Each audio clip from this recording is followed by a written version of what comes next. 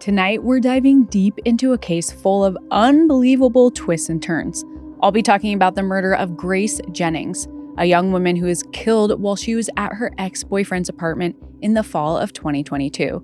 This case involves a killer allegedly under the control of multiple personalities, accusations of sinister sex trafficking, and a shadowy gang of vigilantes.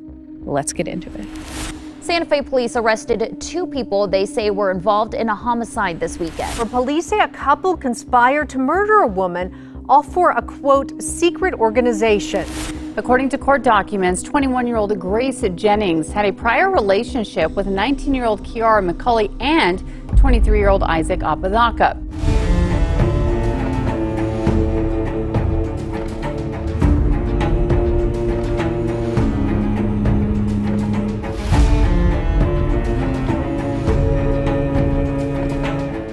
Hi, I'm Katie Ring, and this is Crime House Daily, your weekday true crime companion. We follow the cases making headlines now where justice is still unfolding. This is a Night Watch episode bringing you today's biggest crime stories. Don't forget to subscribe to my YouTube channel at Crime House Daily so you never miss an episode. This episode discusses active criminal cases and breaking news. The information we share is based on what's publicly available at the time of recording and may change as new evidence comes to light.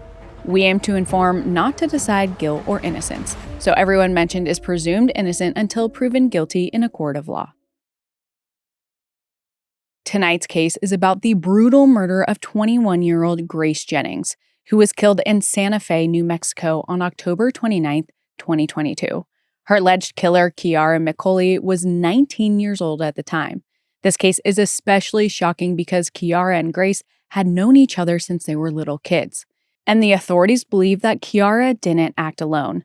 A man named Isaac Apodaca, who dated Grace and Kiara, has been accused of helping Kiara orchestrate Grace's murder. Investigators are still trying to get to the bottom of things, but so far, the details that have emerged have been bizarre, to say the least. Earlier this year, Kiara accepted a plea deal. Meanwhile, Isaac's trial will begin early next year. But before we get into this strange and horrific tragedy, let's dive into who Grace Jennings was before her life was stolen. To her loved ones, Grace was a joy to be around. She was always surrounded by friends and family, and she was such a social butterfly that when Grace's family found themselves planning her memorial, they struggled to find pictures of her by herself. Grace was never afraid to express herself, whether it was through her bold fashion sense or her ability to laugh, sing, or dance through any situation. And in 2022, Grace is coming into her own even more. At 21 years old, she's looking for her own place to live, but in the meantime, she is staying with friends. Then, in June of that year, she meets a young man named Jackson Sparks. The two of them hit it off and quickly fall deeply in love. Soon, the couple decides that they want to be together as much as possible, and Grace moves in with Jackson. On August 22nd, they celebrate Grace's birthday with a party at one of their favorite local hangouts. Jackson surprises Grace with a marriage proposal. Grace is over the moon, and she says yes. But like all relationships, things aren't perfect. In the fall of 2022, they hit a rough patch, and Grace moves out for a bit. She crashes with various friends while she and Jackson try to sort things out. One night in October, Grace reaches out to her ex-boyfriend, 26-year-old Isaac Apodaca, to ask if she can stay at his place. At the time, Isaac lives with his girlfriend, 19-year-old Kiara McCulley, in a converted garage apartment next to Kiara's mother's house. Grace and Kiara have known each other since elementary school, although they're not particularly close. Despite the awkward situation, Grace really needs a place to crash, and Isaac tells Grace she's welcome to stay the night at their place.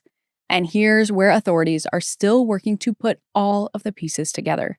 According to Isaac, Grace heads over, and the three of them spend the night hanging out. There aren't any problems, and everyone is getting along just fine. Later, since the apartment is small, they even all fall asleep in the same bed. It's pretty cramped though, and throughout the night, Isaac doesn't sleep well. When they all wake up the next morning, Kiara is upset. She tells Isaac that both he and Grace have to leave the apartment. Isaac doesn't understand why she's kicking them out, but he doesn't argue with her. He tells Grace they have to leave, and he starts packing his things. Then, around noon, Isaac goes into the main house where Kiara's mom, Lonnie, lives to use the bathroom. He's only gone for a few minutes. And when he returns, the apartment is covered in blood and Grace is dead. According to Isaac, Kiara is standing over Grace's body and says, quote, "I did it." When Isaac sees this, he immediately runs out of the apartment. He calls his mom and tells her that Kiara killed Grace. After that, he heads to a nearby store and calls the police. An employee there notices that Isaac's so shaken up he can barely breathe. Isaac tells the employee that he's seen, quote, "something awful," but he doesn't tell them anything else. Eventually, the police arrive at Kiara's mom's house, and as soon as they get there, they spot Kiara in the backyard. When she sees them, she runs into the main house and slams the door behind her. They knock and Lonnie lets them in. The police tell her that they got a call about a murder at the residence. Kiara is standing right there, and she reacts with total shock and confusion. From there, Lonnie leads the officers to the apartment. She unlocks the door, and they find Grace's dead body. There's a literal sword near her body, and Grace has multiple stab wounds, including some on her neck that make the officers think someone tried to decapitate her, but failed. As the police process the blood-soaked scene, it becomes clear that Kiara had something to do with this gruesome crime, and she is taken into custody. But when officers question her, Kiara claims she doesn't know what happened. She has no memory of how Grace died, but chances are she might be telling the truth because she suffers from dissociative identity disorder. Kiara says her condition is like being in a house with a gaming console. Only one person can play at a time, but a bunch of different people are fighting for the chance to play. She also says that when different personalities take over, they often don't share memories with each other, which is why she doesn't know what happened to Grace. Detectives ask Kiara what personality is in control at the moment, and she tells them it's her dominant personality, which is named Froggy with 3 G's. Then Kiara reveals something else. She says that she hopes Grace is dead because she deserves it. According to Kiara, Grace isn't the bubbly, fun-loving person everyone thinks she is. Kiara claims that Grace is actually a sex trafficker and says she knows this from personal experience. She tells detectives that when she was just 13 years old and Grace was 15, Grace orchestrated a gang rape of Kiara and collected money during it. Kiara says she's always fantasized about killing Grace out of revenge. And soon, investigators realize there's even more to the story. I've seen so many people on social media talking about how clothes are getting more and more expensive, but the quality of the fabrics keeps getting worse and worse. It feels like even designer labels are using polyester, but charging the prices of real quality fabrics like cashmere, wool, and real silk. I've been searching for some staple pieces for fall and winter that are made of high-quality real fabrics that will actually last. And if you're in the same boat, you need to check out Quince.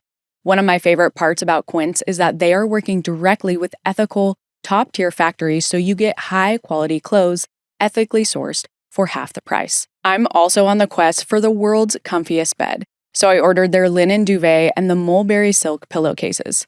For anyone who has asked about the hair, 100% silk, not polyester satin, is key to protecting it, so I'll make sure to report back on those. Step into the holiday season with layers made to feel good, look polished, and last. From Quince. Perfect for gifting or keeping for yourself. Go to quince.com/CHD for free shipping on your order and 365-day returns. Now available in Canada too. That's QUINCE.com/CHD to get free shipping and 365-day returns. Quince.com/CHD. After Kiara McCulley is arrested on October 29, 2022, she tells the police she suffers from undiagnosed dissociative identity disorder and says she has no memory of killing Grace Jennings because a different identity was in control when the crime happened, and that each of her identities don't share memories. Kiara also accuses Grace of sex trafficking her when they were teenagers. Although I'm not a psychologist, it's interesting to note that her trauma resulting from this alleged gang rape could have led to Kiara's dissociative disorder. A study on trauma-related dissociation and dissociative disorders states that in the face of overwhelming traumatic experiences, dissociation can offer a psychic escape when there is no physical escape.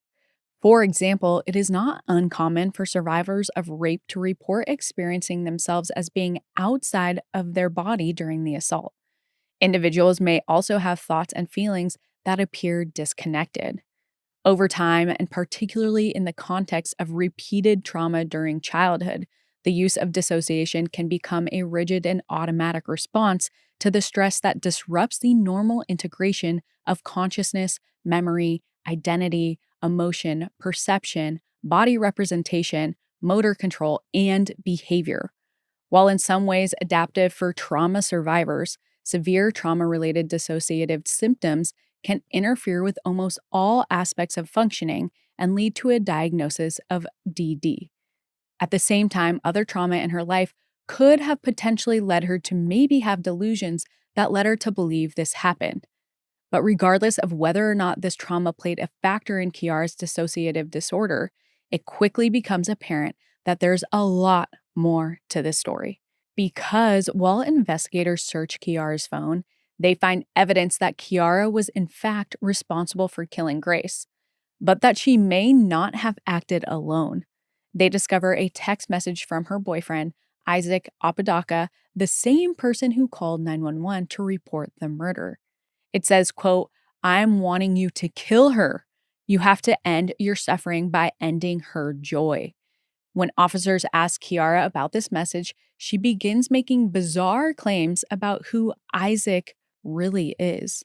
According to Kiara, Isaac is the leader of a vigilante justice group known as Ghost. Kiara says that Isaac claims the group's main goal is to target sex traffickers and child abusers. He says Ghost is well established with many members and that he wants Kiara to join them. Isaac has supposedly told Kiara that if she kills someone, she'll be rewarded with a high rank, as well as, quote, black market perks. Investigators don't know what to make of this outlandish story. But one thing is clear: Isaac encouraged Kiara to kill Grace. And that's not all. Based on other text messages between the two, it's clear that Isaac also helped Kiara plan how she would do it. In their messages, they exchange ideas for how to carry out Grace's murder. One text mentions a remote barn with soundproof walls where they can take her. In another message, they talk about stabbing her together. But in the end, they decide that Kiara will kill Grace herself, and she'll do it in their apartment. Isaac had recently purchased a 3-foot-long display sword that was hanging on their apartment wall the previous night. The couple decides that Kiara will use the sword to stab Grace, which is absolutely wild. From there, they'll use hydrogen peroxide to clean up the crime scene. The messages give police enough to find Isaac and bring him into custody. However, he's less talkative in his interview. He initially claims he had no part in plotting the murder, but then investigators show him all of the text messages they have. And that's when Isaac starts making excuses. He says they were just discussing a movie about murder, not an actual murder. He also claims that Kiara took his phone and was texting herself so that she could pin things on him later, and that the only reason he was responding was to try and get Kiara to stop texting him so he could go to sleep. From there, Isaac tells detectives that he's feeling traumatized. He claims he once witnessed his best friend get shot to death. Officers try to be understanding, but soon they know they can't trust Isaac.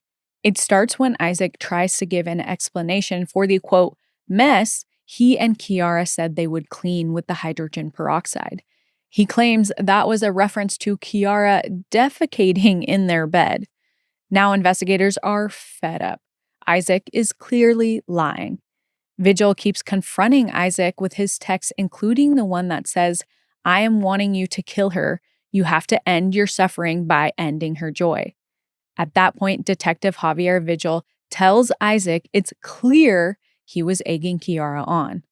With this, Isaac finally gives in and starts talking. He tells the detectives the same story about Kiara's alleged assault and cites that as their motive to kill Grace. However, he says the incident happened in 2020, not 2016, which is the year Kiara gave. Isaac also claims that he and Kiara even went to the police to report the assault, but that officers told them there was nothing they could do. Isaac admits that he did want Grace dead because of what she allegedly did to Kiara, but that he didn't think it would actually happen. He says he would have stopped Kiara if he had been in the room at the time. Police look into reports of sexual assault from 2020, and they do find one from Kiara. However, according to the police, the details don't align with what Kiara told them. He doesn't get into the details for privacy reasons, but his statement strongly implies that there's no evidence Grace was involved at all. As Kiara and Isaac's stories continue to unravel, they're both charged with first-degree murder and conspiracy to commit murder. Isaac is denied pretrial release, and Kiara is also charged with evidence tampering. But authorities soon become more concerned about how to handle their investigation into Kiara, who is also held in custody. The more they talk to her, the more complicated her motive becomes. Kiara tells authorities that Grace wasn't just Isaac's ex-girlfriend. Kiara says she used to be involved with Grace too. She says Grace was, quote, the first person I ever loved and the first person to completely destroy me. On top of that, authorities are getting a clearer picture of Kiara's mental health. Her symptoms are pretty severe. And in November of 2023, Kiara is found incompetent to stand trial. She's transferred to a behavioral health facility in Las Vegas, where she undergoes psychiatric evaluation. After a few months, she's ruled competent to stand trial and returns to New Mexico to await her trial. However, by this point, both she and Isaac's trials are repeatedly delayed due to backlogs in the state crime labs. In the meantime, police investigate the couple's claims of a secret vigilante organization. They have yet to announce if they found any evidence that such a group really exists. At the same time, members of the press begin their own investigation into Kiara and Isaac, and soon they uncover even more troubling information.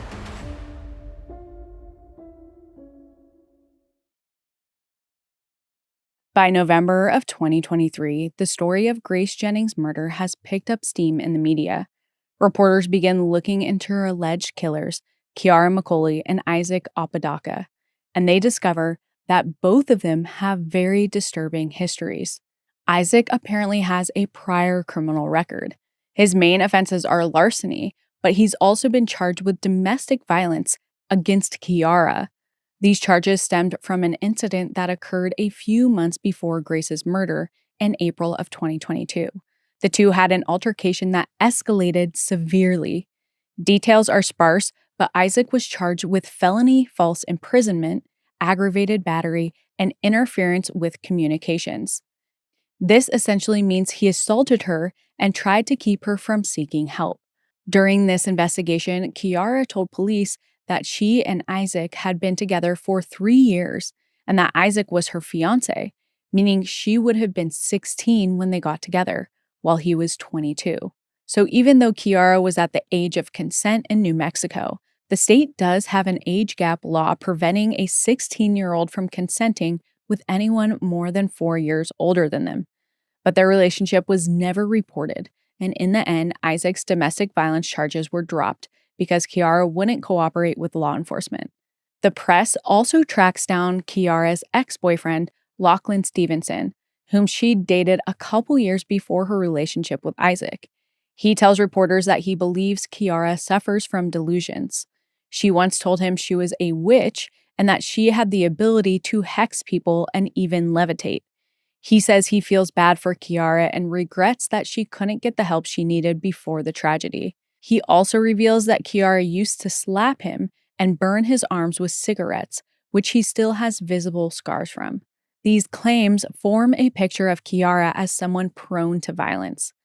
By this point, both Kiara and Isaac are considering plea deals. Isaac apparently signs one, but then it seems like he regrets his decision because he fires his attorneys and hires a new one. In November 2024, his new lawyer tells the judge he's no longer happy with the deal he signed. The judge, Glenn Ellington, responded by physically ripping up the deal in the courtroom. After that, Isaac's lawyer promises to try and work out a different plea deal with prosecutors. In the meantime, Kiara accepts her plea deal. On February 10th, 2025, she pleads guilty to aggravated second-degree murder and conspiracy to commit first-degree murder. Her sentencing hearing has yet to take place, but according to her plea deal, she'll receive 30 years in prison. In exchange, she waives her right to an appeal and agrees to testify against Isaac. If Kiara fails to cooperate, her deal could be revoked, which means she'd be facing life in prison, which is the same sentence Isaac could also be facing because he's now no longer interested in a plea deal. Instead, Isaac has decided to go through with a jury trial. Jury selection for his case is scheduled to begin early next year. Once the jury is finalized, it'll be up to them to decide whether Isaac is guilty of first-degree murder and conspiracy to commit first-degree murder.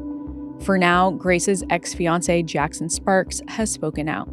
He says that he knows they were young when they got engaged, but that they were ready to make the jump together. And despite the rough patch they went through, he calls her the love of his life.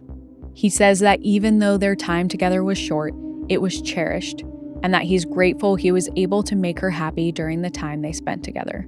Hopefully, Isaac's trial will provide answers and justice for all of Grace's loved ones. We'll be keeping a close eye on this trial as it progresses, and as always, we'll keep you updated with any new developments.